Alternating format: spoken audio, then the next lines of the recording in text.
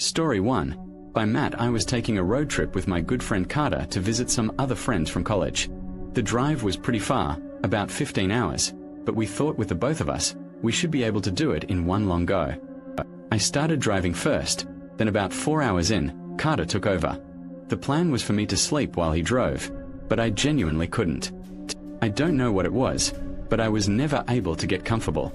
So, by the time it was my turn to drive again, I was pretty tired, maybe even more so than I was before he took over.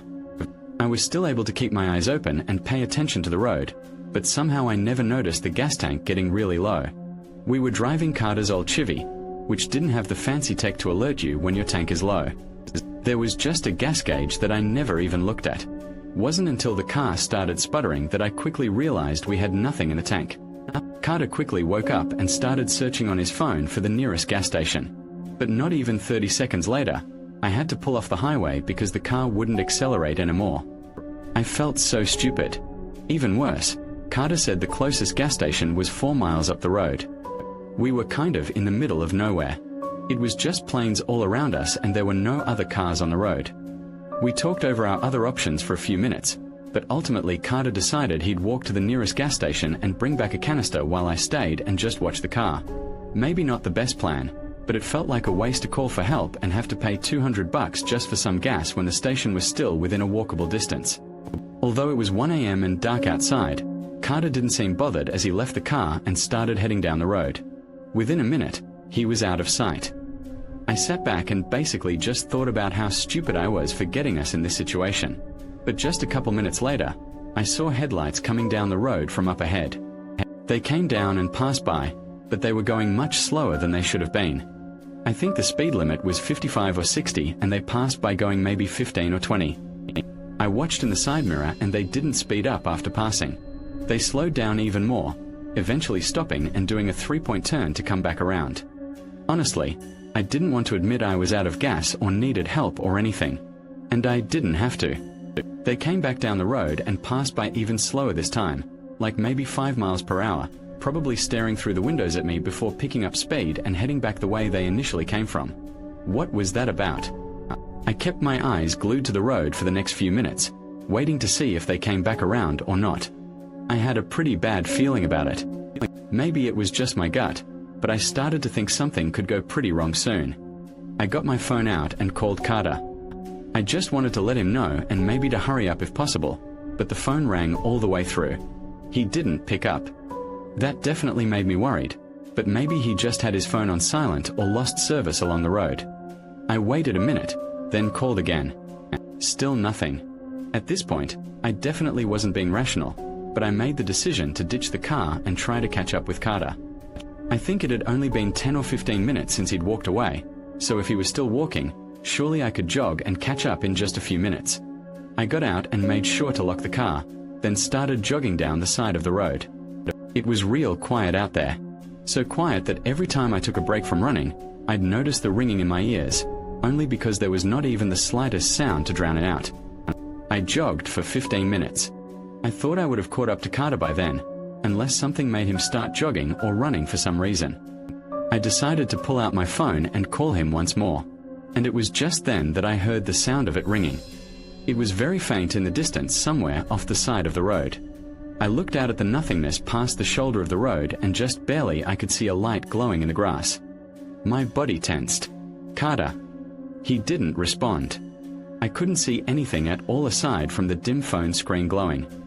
I took a few steps off the road and into the grass, calling out again. Finally, I got a response. I could faintly hear Carter's voice coming from somewhere near where the phone was, but I couldn't tell what he was saying. I hurried closer and Carter yelled again, and this time I could hear he was telling me to get down. I still couldn't even see him yet, but I did what he said, ducking in the grass. And that's when I looked back and saw a car coming down the road. I immediately knew it was the same one I'd seen moving slowly just like before. They were looking for us, or Carter, I guess. They made 3 or 4 turnarounds, slowly passing the area and very obviously searching for us. Once it seemed like they finally left, we got up and booked it to the gas station. Carter explained that the guy initially pulled over and tried to get him to get in his car. He said he was extremely creepy and really didn't hide the fact that he had bad intentions. After Carter refused, the man stepped out of his car and Carter instantly took off running. I guess the guy thought he'd just continue running down the road, so he got back in his car to chase him. But Carter ran off the road, jumped in the grass, and just hid.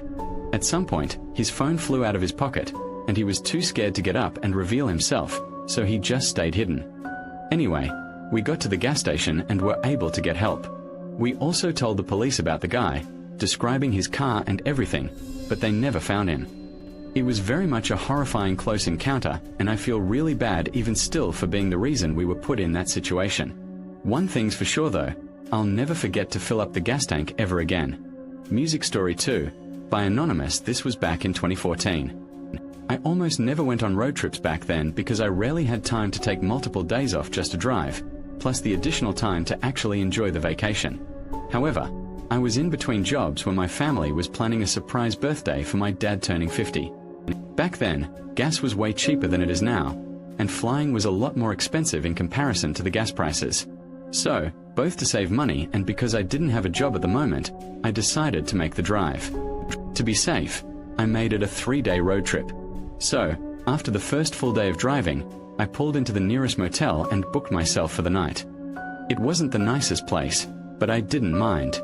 I slept in until 11 o'clock, then packed up and opened the door to head out, only to be startled by a man standing right in the doorway. "Excuse me." I tried to get past him, but he didn't really move, so it was a bit awkward. The man looked mid-40s and had heavy bags under his eyes. Just overall not the kindest face. As I moved the rest of the stuff into my car, he remained creepily standing outside the motel room watching me. Good thing I wasn't staying there any longer. I checked out of the motel and headed back onto the road. This was my longest day of driving. I planned to get at least 10 hours in. The first while went pretty good, I'd say. A lot of it was through towns and cities, and it wasn't until 5 to 6 hours in that they faded out and it became more rural, long stretches of road. Once I realized towns were getting few and far between, I stopped at the next gas station to fill up. I paid and started the pump, then headed inside to get a coffee for the road. When I was heading back to my car though, I saw someone pull their car up really close to mine. Like from the front, it looked like their bumper was touching the back of my car. It was a deep red old Corolla. Nobody was outside of it putting gas in, and the windshield was tinted. I couldn't see anything at all through it.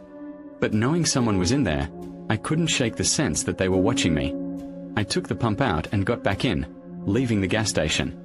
Almost immediately after, that car left, too, again, never having put gas in or anything, and pulled up behind me to merge onto the highway. I was hoping this was all just a coincidence, and just continued with my drive.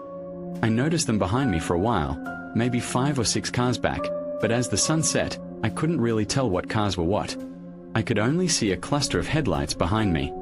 As it got later, fewer and fewer cars were out, and I went about 4 more hours without seeing that car again. I'd almost entirely forgotten about it, figuring it was never anything to begin with. I was more concerned with trying to keep myself awake now that I'd finished my coffee. The nearest main city was still 2 hours away, and I really wanted to make it there and get a nicer hotel. Maybe even check out the city in the morning. But that was only if my eyes would stay open long enough. I thought maybe if I stopped to get another coffee, not even for the caffeine, but just for the distraction of constantly sipping on it, maybe it'd be enough for me to power through the next 2 hours. At the next gas station, I merged off the highway. Right away, I could see it was closed, the convenience store section. I was pretty disappointed, but I did need to top off my gas anyway, so I pulled through and started filling it up.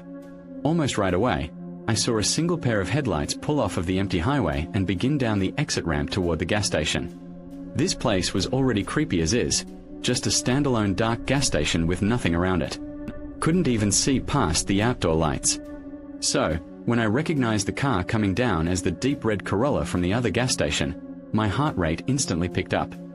I couldn't stop myself from the eerie thought of if I was being followed. I hurried to unplug the nozzle and put it back, but the car pulled in extremely fast, not even going up to the pump, but pulling right up to the side of my car by the driver door. I was just able to get in before the passenger door of their car opened. A man got out, not even hesitating to run up to my door and try to open it. It took only a split second of looking at him to recognize the guy as the same man from the motel. Those unnerving eyes sent chills through me. I turned my car on, and when he realized he couldn't open the door, he stopped trying. I shot a glance at him as I pulled away, expecting to see anger or frustration. But what I saw was even more disturbing. He was grinning from ear to ear like this was funny. Complete psychopath. I floored it back to the highway and didn't stop until I reached the city. Thankfully, I'm almost 100% sure I wasn't followed that time. What really scares me is that the man got out from the passenger seat of the car. So, someone else was driving him and was in on whatever sick idea that guy had in mind. They followed me for over 10 hours from the motel. And even worse, they could have been following the day before without me ever knowing. I still find it hard to forget that road trip even a decade later. Music Story 3 by Kaleb J. A few years ago, when I was in college, I was heading home to meet up with my family over winter break. The drive was nearly across the entire country, so multiple long days in a row of non-stop roads. I was a broke college student, though, so I wasn't booking any hotels or even motel. I packed some blankets in the backseat and figured I'd sleep wherever I could whenever I got tired. Around 1 a.m. And after 11 hours straight of driving, I finally called it quits for the night. I was starting to get dangerously tired, so I found the next rest stop I could sleep at and pulled over.